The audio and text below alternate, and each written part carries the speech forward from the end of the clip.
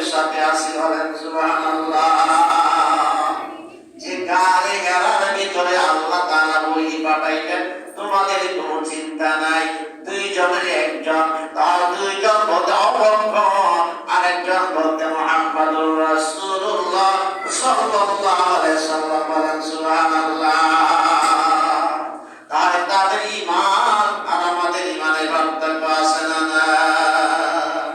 ঈমান বুঝে, তাদের ঈমানটা বুঝে।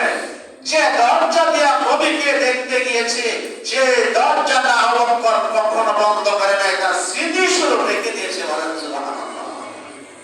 সাধারণ ভালোবাসা, সাধারণ ভালোবাসা, সাধারণ ভালোবাসা না। মদিনায় যখন আযান দেন হযরত বেলাল রাদিয়াল্লাহু তাআলা, মদিনার মুয়াজ্জিন হযরত বেলাল রাদিয়াল্লাহু তাআলা যখন আযান দেন, আযান দেওয়ার সময় কিছু ছোট ছোট ছেলেরা যাইয়া আযানের সময় কি করতো? মস্কারি করতো, ব্যাং গাইতো। কি করতো? ব্যাং গাইতো। আছে না ছেলেরা? আছে না নাই?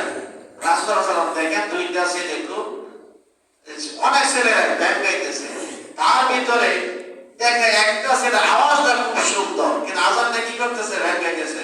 সাহাবীদেরকে, সাহাবীরা তুমি ওই বাচ্চাদেরকে ধরে নিয়ে আসো, সবাই ধরে নিয়ে আসবে। আয়েশা বলে তোমাদের আওয়াজটা শব্দ কার বেশি? সবাই কয় বলে, সবাই কার বলে? একজনকে দেখায় দিল, একজনকে দেখায় দিল। যখন দেখায় দিয়েছে তোমরা সবাই চলে যাও, তুমি বসো। যখন বসলো আল্লাহ রাসূল সাল্লাল্লাহু আলাইহি ওয়াসাল্লাম তাকে আযান শিক্ষা দিয়েছে বলেন সুবহানাল্লাহ। তুমি যা ব্যাংকা সমস্যা নাই, কিন্তু আযানটা কি করো?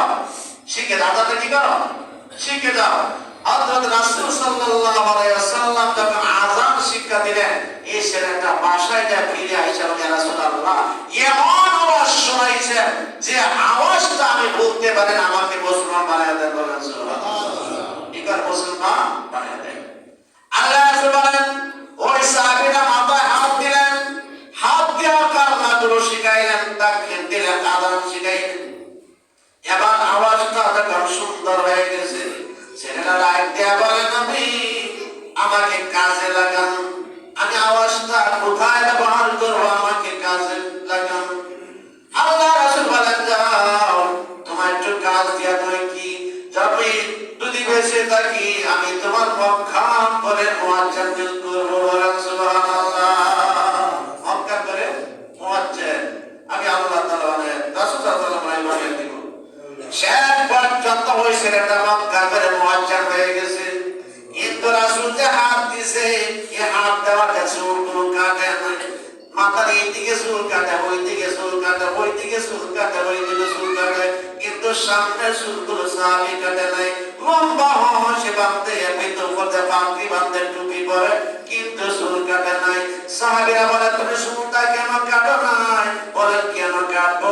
যে রাসূল এত বরকতময় হাত আমার চুলের মধ্যে দিয়েছে, আমি যাতে ওই চুল নিয়ে মরতে পারি, আমি এই আশা আমি চুলটা রেখে দিয়েছি বলেন সুবহানাল্লাহ।